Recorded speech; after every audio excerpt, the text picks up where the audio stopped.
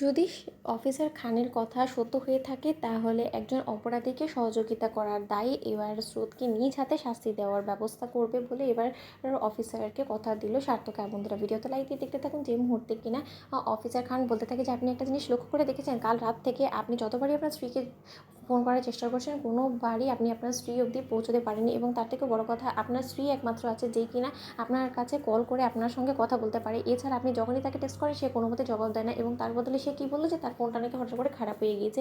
এবং তার থেকেও বড় কথা, আমার খুব সম্ভবত মনে হয় যে এই চক্রান্তের পেছনে তার ফ্রেন্ডসরাও তাকে ইকুয়ালি হেল্প করছে, এবং নয়তোবা হেল্প না করলে তারা এতবার করে একের পর এক কেন তালবাহানা করছে বলুন তো। আপনি তো কিছুক্ষণ আগেই খুব সম্ভবত তাকে কল করেছেন, আপনি নিজের মুখেই বললেন, এবং কল করা সত্ত্বেও আপনি কোনো মতে আপনার স্ত্রীর সঙ্গে কথা বলতে পারেননি, এবং তারা এই তালবাহানাই করেছে যে আপনার স্ত্রী নাকি ঘুমের ঘোরে আছে। তাহলে আপনি আমাকে একটা কথা বলুন তো, আপনার স্ত্রী নিশ্চয়ই অসুস্থ একজন মানুষ না, তাহলে এই ঘুমের ঘোর থেকে তাকে যদি তারা ডেকেও দিত তাহলেই বা কী যেত বলুন তো।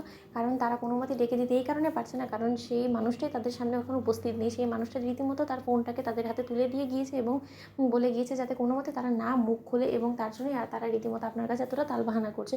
অন্যদিকে সার্থক বলতে থাকে যে অফিসার খান যদি এটাই সত্য হয়ে থাকে তাহলে এই যাত্রায় আর আমি আমার স্ত্রীকে কোনো মতে ক্ষমা করবো না, এবং একটা অপরাধীকে আইনের আওতায় এনে শাস্তি দেওয়ার ক্ষেত্রে যা যা করণীয় আপনাদের কাজ আছে সেই একই কাজ কিন্তু আমার স্ত্রীর সঙ্গে আপনাদেরকে করতে হবে, এবং একটা অপরাধীকে এতটা সাহায্য করার দায়ে আমি নিজ হাতে আমার স্ত্রীকে শাস্তি দেবো।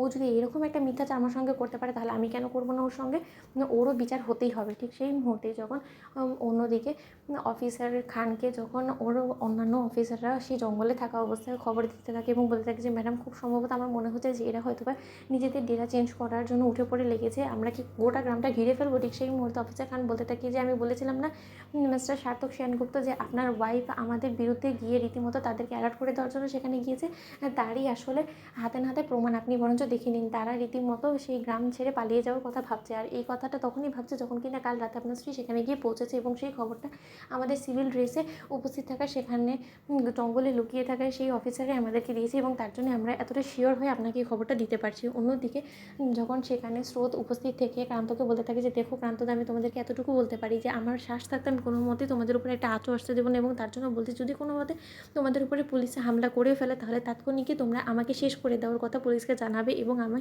দীর্ঘ বিশ্বাস যে কোনো মতে পুলিশে আমার এগেনস্টে তোমাদেরকে ধরার জন্য কোনো মতে তোমাদের দিকে তেড়ে আসবে না। পুলিশের সবথেকে ফার্স্ট কনসার্নই আমি থাকবো, এবং পুলিশ আমাকে বাঁচানোর জন্য কোনো মতে তোমাদের দিকে গুলি ছুড়বে না, এবং সেই সুযোগটাকে কাজে লাগিয়ে তোমরা আমাকে সঙ্গে করে নিয়ে এখান থেকে পালিয়ে যেতে সক্ষম হবে।